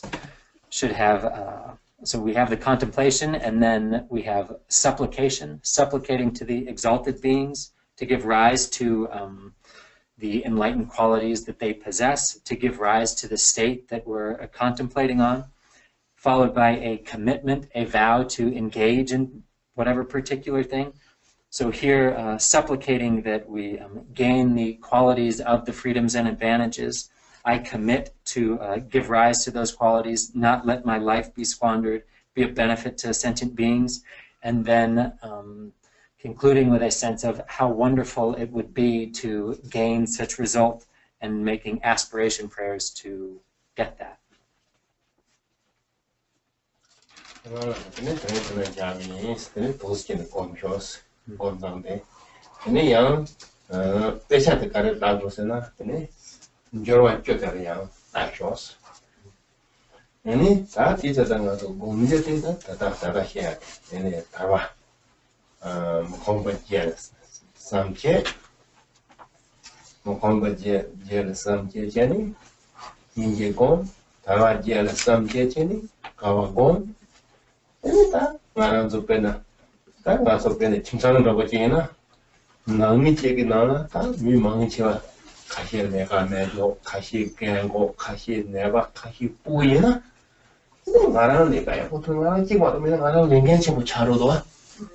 Mitsang-chik 하거나 미창식이 나나 다 가시 내바제 네바 가시 내가 매줘제 가시 보고제 가시 갱고이나 나랑 찍기는 배치들다 내가 통행 안 찍어도 뭐냐 나는 랭겐치 뭐 차로도 딱 나는 탑시 가능이네 딱 걸어서도 로바지 투배지 뭐위가 받아 이 침상금이 강가라 오 대자원이 이제 되네 싸움을 거래서 근데 도스게 되는 다데 자고 제기냐면 대인 얘는 이마게 들어게 해야 되는 George. So stop here for today. So for the week, meditate on these, on the 8 freedoms. And then for your reading, for your study, read next week's topic, the 10 advantages, the next section. So the thing to meditate on, we're meditating on contemplating the experience of the 8 unfree states.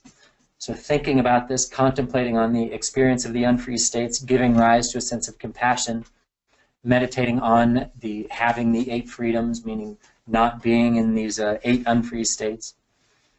So we can really think about this as being part of a big family. So say we have our family, and some individuals in the family are sick, are sick. Some don't have any work, some can't work, some are extremely elderly, some are children. Anyway, point being that we're the able ones in this family.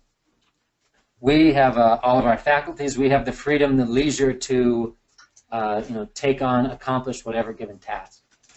So when we're meditating in this way on the 8 freedoms, this is the sense we should be giving rise to, that we're the sole capable one of the great family that we're in, and willingly take on the responsibility of accomplishing whatever needs to be accomplished by whatever means we're capable of employing.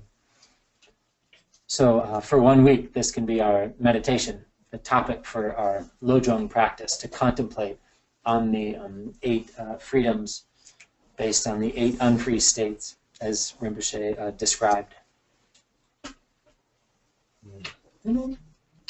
나 저도 처럼 좀 뒤에 가세게 뜨는 거 봤어.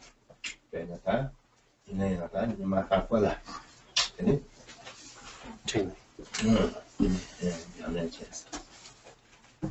So for how long each of you engage in this meditation, check for yourself how long you're able to do it. That being said, you need to do it every day. So do some form of this practice, as Rinpoche just described, every day. That's kind of the assignment. But then how long depends on however long you're able. But please do it every day. 잠깐 저통통통하잖아요. 아싸나 주동도 되고 그러면 그래. 같이 다운데 다다 제야도 되지. 소왔다. 물어와. 얘네 로로세 소왔다. 얘네 데이스게 말아서 통제. 얘네야 잠깐 내가 선로에도 성반은 그래. 이제 소마치 성반이로. 그래 다다다 제공장 조공스니까. 제공스는 기타 사모가야도 와. 공파지도 돼야 사모가는 이거. 지키는 공파지도 많아 사모가. 고마지는 요데 내가 연락지는 고마지 공제 근데 말대로 가서 또는 좀 공제네요 시키는 내가 잘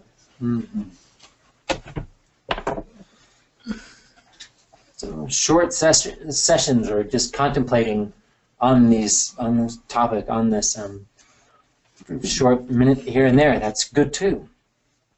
So your practice needs to be, as we described, you do the preliminary elements, you expel the still winds, perform your supplication prayer, then sitting in meditation, engage in the contemplation on this, and going back and forth between the two aspects of analytic meditation and placement meditation.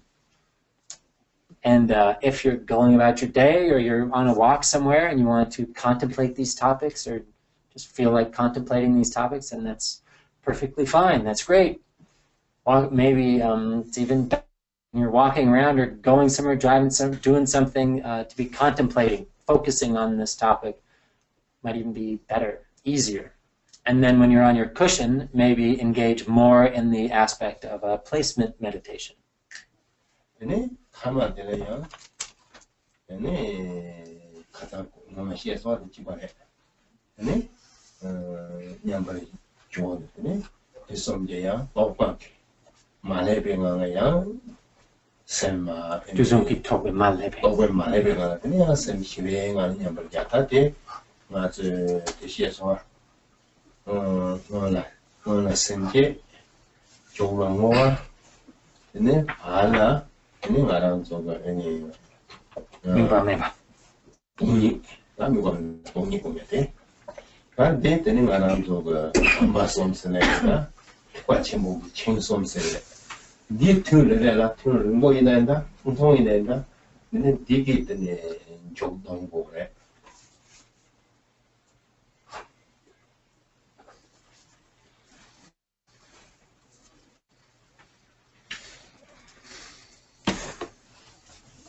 So as Rinpoche described before, resting, the placement meditation, resting in a state of equipoise, remaining in a state where the mind is not adulterated, contaminated by thoughts of the three times, thoughts of the past, present, or future.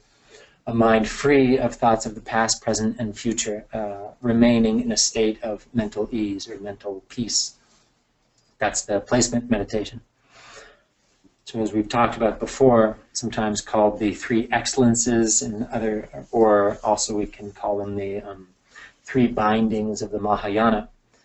The binding or the excellent preparation, giving rise to bodhicitta, the excellent conclusion of the dedication and aspiration, and then the excellent middle of remaining in a non-referential state, or called the non-referential state of emptiness. So whatever practice, so these three, the three excellences or the three bindings of the Mahayana, referring to the same thing, whatever or however long our session, our practice, whatever practice it is we're engaging in, need to have these three elements. Be it a minute long or a long session, whatever it may be, have to have these three elements. That's all? Good. So it's always that.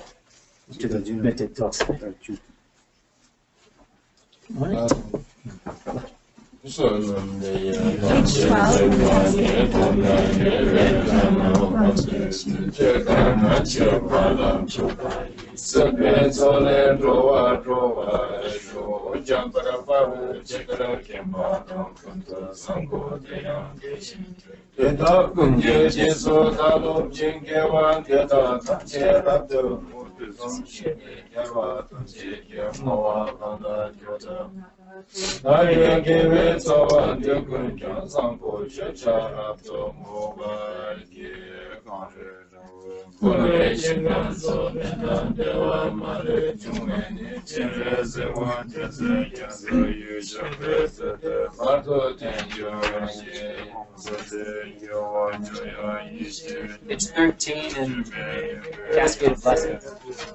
Orgyen Yadra Sangha Tenzin Jo Orgyen Yadra Sangha Tenzin Jo Lama Sowa Lama Sowa Tremenda Shindeva Sowa Lama Tanjara Member at this very moment, the people and nations is preserved, united in the names of disease and war and suffering be heard. But rather may pure conduct, merit, wealth, and prosperity and goods, and may supreme good fortune and well-being of existence.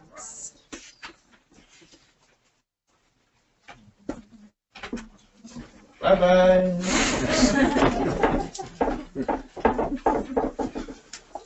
See you next time. Oh.